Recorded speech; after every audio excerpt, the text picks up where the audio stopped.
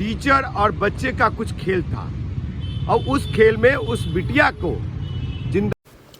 नमस्कार, आप देख रहे द पटना फोरम। मैं हूं आपके साथ सत्यम। देखिए, जिस तरीके से गर्दनी बाग कन्या मध्य विद्यालय अमला टोला में जोया परवीन बाथरूम में जली हुई पाई गई, हालांकि पुलिस ने त्वरित कार्रवाई करते हुए उसके हॉस्पिटल भेज दिया और हॉस्पिटल में उसने दम तोड़ दिया। इसके बाद यहाँ पे हंगामा खड़ा हो गया और जो लोकल लोग थे और जो परिजन थे उन्होंने हंगामा बरपा। पुलिस का सर भी फोड़ दिया गया, पुलिस को पीटा भी गया। इस तरह की बहुत सारी चीज़ें देखने को मिली। स्कूल के सामान को तोड़ा गया, लेकिन जो परिजनों का गुस्सा और आम लोगों का गुस्सा है वो जिस तरीके से निकलता है वो निकला। लेकिन इसके बाद पुलिस ने त्वरित कार्रवाई करते हुए अज्ञात लोगों के खिलाफ FIR दर्ज किया और 27 लोगों को हिरासत में लेकर पूछताछ कर रही है। अभी तक का अपडेट मैं आपको बतला रहा हूँ। इसके बाद हमने इस पूरे मामले पे ये जानना चाहा और हमारे मन में भी कुछ प्रश्न थे कि जब स्कूल में CCTV कैमरा है और जब स्कूल में बहुत सारे शिक्षक और शिक्षिकाएँ होते हैं, इसके बावजूद भी कोई बच्ची 12 साल की बच्ची जो क्लास 5 या 6 में पढ़ती है वो कैसे ज्वलनशील पदार्थ अपने बैग में लेके जाती है और ख़ुद को आग लगा लेती है, बहुत बड़ा प्रश्न है। और अगर किसी ने आग लगाया तो बच्ची की चीखने या रोने की आवाज़ किसी ने कैसे नहीं सुनी? मतलब स्कूल कैंपस में कोई ऐसे कैसे कर सकता है? तब तो कल को कोई बैग में कुछ भी लेके जा सकता है और किसी भी बड़ी घटना को अंजाम दे सकता है। ये बड़ा प्रश्न है जो पुलिस को इस पे अनुसंधान करने की आवश्यकता है और पुलिस, मुझे उम्मीद है कि अनुसंधान कर भी रही होगी। लेकिन इससे पहले भी मामला आया था इंद्रपुरी रोड नंबर 12 का, जहां 2 बच्चे कार में पाए गए मृत और एक बच्चे की रास्ते में हॉस्पिटल जाने के क्रम में मृत्यु हो गई। लेकिन भाई बहन थे और 15 अगस्त को टीचर उन्हें बुलाते हैं पढ़ने के लिए और पढ़ाई के बाद कहाँ से बच्चे गायब होते हैं ये भी पुलिस के अनुसंधान का विषय है और पुलिस इस पर अनुसंधान कर रही होगी। हालांकि वहाँ भी अज्ञात लोगों के खिलाफ FIR दर्ज हुआ, तकरीबन 200 से अधिक लोगों के खिलाफ।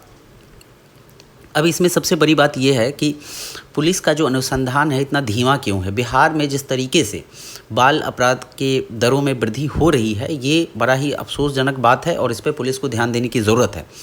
हालांकि पुलिस जो है जितनी होनी चाहिए एक राज्य में उतना पुलिस का संख्या नहीं है। पुलिस पे भी काफ़ी दबाव रहता है, काफ़ी प्रेशर रहता है और अभी चुनाव का भी टाइम है। इस पे हमने जानना चाहा इंजीनियर राजकुमार पासवान से उनका बयान कि वो कैसे देखते हैं इस पूरी सरकार और पुलिस की व्यवस्था को। तो उनका क्या कहना है वो पहले आप सुनिए, उसके बाद पूरे वीडियो खबर को देखने के बाद आप अपने विचार और राय जो है कमेंट सेक्शन में जाके कीजिए। बने रहे हमारे साथ। विगत दिनों गर्दनी बाग अमला टोला कन्या मध्य विद्यालय में जिस तरीके से जोया पाई जाती है जली अवस्था में बाथरूम में, स्कूल कैंपस के बाथरूम में, और स्कूल कैंपस में CCTV कैमरा होता है, टीचर होते हैं, स्टूडेंट होते हैं। अगर बाथरूम में वो जली तो क्या उसके चीखने चिल्लाने की आवाज़ लोगों ने नहीं सुना? क्या टीचर ने नहीं सुना? और जब उसको प्रशासन ने भेजा हॉस्पिटल में तो हॉस्पिटल में वो दम तोड़ देती है। उसके बाद वहाँ पे लोग उग्र हो जाते हैं, रोड को जाम करते हैं, जिसमें हवलदार का सर भी फूटता है, पुलिस प्रशासन पे भी हाथ उठता है।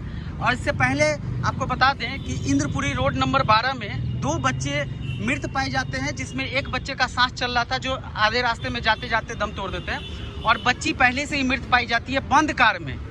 उसकी मां बोल रही थी कि कार में भी मास्क लगाया हुआ एक आदमी था। अब इन सब बातों का जांच पुलिस क्या नहीं कर पा रही जो जनता इतना रोष में है? और क्या बिहार सरकार अब लॉ एंड ऑर्डर पे ध्यान नहीं दे पा रही चुनाव के कारण?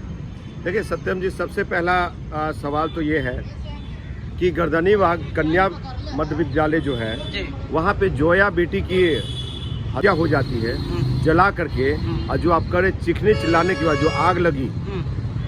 सबसे बड़ी बात है कि स्कूल एडमिनिस्ट्रेशन, जो स्कूल का प्रशासन है, क्या बच्चे को रूटीन चेकअप में नहीं देखते कि बैग में क्या लेके जा रहे हैं? किरोसिन तो बिहार सरकार ने बंद कर रखा है, किरोसिन मिलता कहाँ है? और आपको बता दूं कि पेट्रोल ही तो क्या बैग में कोई पेट्रोल ले जा रहा है, छुरी ले जा रहा है, चाकू ले जा रहा है या बंदूक ले जा रहा है? इसकी जांच स्कूल प्रशासन को करना चाहिए। अगर नहीं की है तो ये लापरवाही है। लेकिन ये सब मुद्दा नहीं है। मेरे सोर्स जो कहते हैं, मैं जहाँ तक समझ पाया हूँ कि वहाँ पे टीचर और बच्चे का कुछ खेल था और उस खेल में उस बिटिया को जिंदा दिया गया, जो कि बिहार सरकार जांच करने में विफल है। और बिहार का पुलिस प्रशासन जो निकम्मी सरकार के साथ खड़ी है, समझे? तो ऐसे में किसी को न्याय नहीं मिलेगा।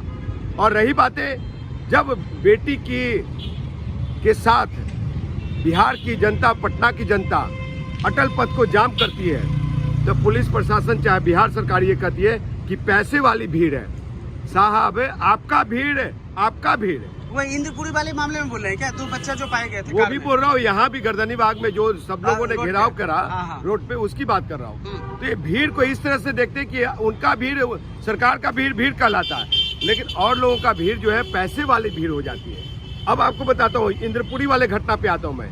इंद्रपुरी में जो 2 बच्चे का 12 नंबर वार्ड की घटना है, 2 बच्चे जो कार में पाए गए और एक मृत पाए गए ना, बच्ची मृत पाई गई थी। बच्ची मृत पाई गई। तो आपको बता दूं, दोनों बच्चे मर गए असल में, मालूम है ये दोनों बच्ची मर चुकी थी।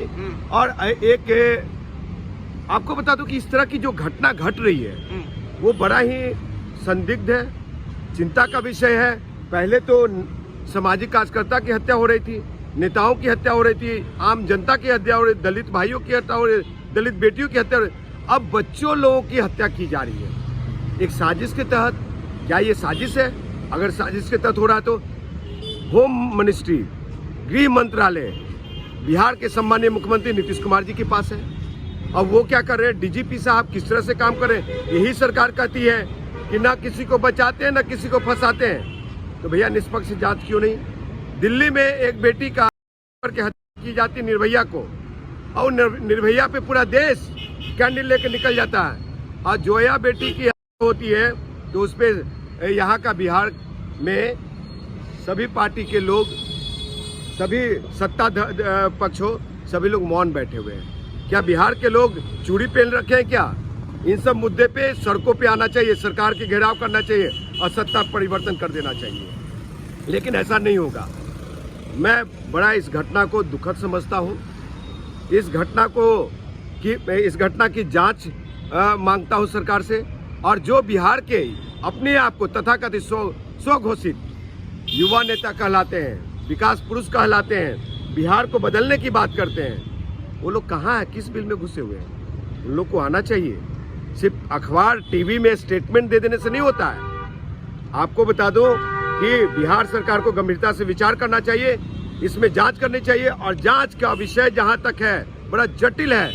पुलिस प्रशासन जिस तरह से जांच करना चाहिए, टीचरों को पकड़ करके, जो गर्दनी बाग की घटना है और चाहे इंद्रपुरी की घटना है, तो गर्दनी बाग में टीचर को, स्कूल प्रशासन को पकड़ करके 3rd डिग्री देना चाहिए। में भी जो 2 बच्चे थे जिनके पिता जो हैं मजदूर हैं और माता जो है वो दूसरे के घर में काम करती है, मतलब ये मेड सर्वेंट है।